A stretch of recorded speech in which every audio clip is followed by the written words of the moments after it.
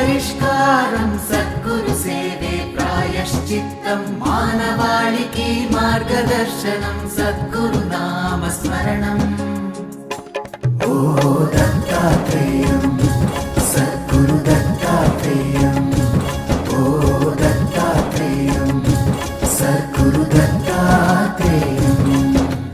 జటాధరం పాండురంగం శూలహస్తం కృపానిధిం సర్వరోగహరం దేవం దత్తాత్రేయమహం భజే, దత్తాత్రేయమహం భజే.